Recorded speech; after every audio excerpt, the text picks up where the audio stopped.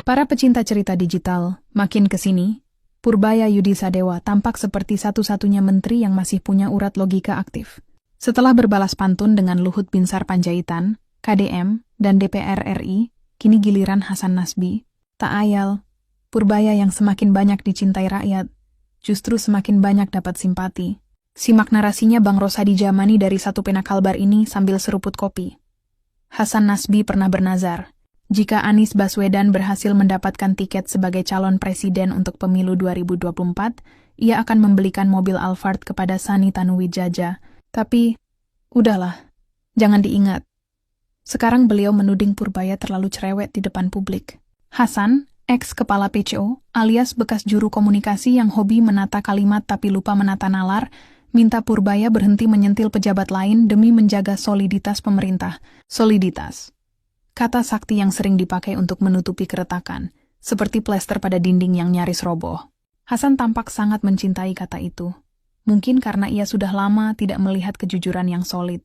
Lewat kanal YouTube pribadinya, ia berkhutbah, kalau mau baku tikam, lakukan di ruang tertutup. Jangan di depan publik. Padahal Purbaya bukan baku tikam. Ia baku data. Ia bicara bukan karena ingin trending, tapi karena disuruh Presiden Prabowo Subianto sendiri untuk mengembalikan kepercayaan masyarakat. Saya ini kepanjangan tangan dari Bapak Presiden. Jangan anggap saya koboi, kata Purbaya, dengan tenang tapi tajam, seperti kalkulator yang sadar diri. Namun bagi Hasan, bicara terbuka itu dosa komunikasi.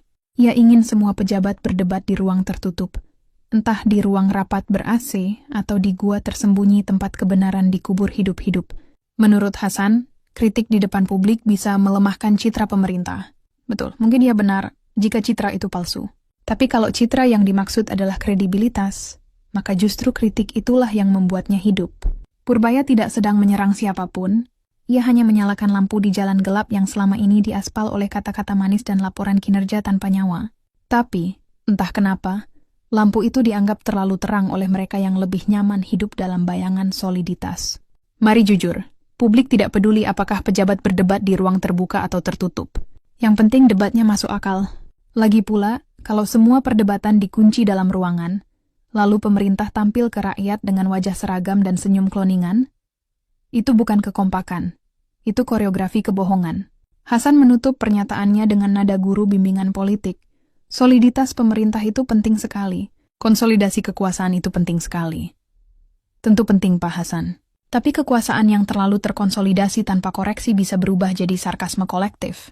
Bukankah sejarah sudah mengajarkan, diam demi kompak itu hanya membuat kapal tenggelam lebih rapi? Purbaya, di sisi lain, tahu betul, rakyat bukan lagi penonton pasif. Mereka sudah pandai menghitung, tahu mana anggaran yang jalan, mana yang jalan-jalan. Maka ketika Purbaya bicara, data ikut bergemuruh, angka-angka menari seperti pasukan statistik yang lelah dibohongi. Ia tidak sedang bikin drama.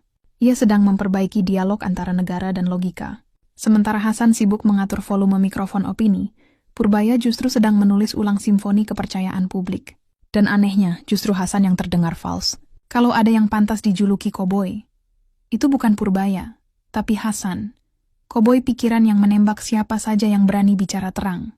Sedangkan Purbaya, ia tetap melangkah di tengah badai komentar. Membawa satu keyakinan sederhana, kejujuran tidak pernah melemahkan pemerintah. Yang melemahkannya adalah mereka yang takut mendengar kebenaran. Tim AI Roy Wijaya.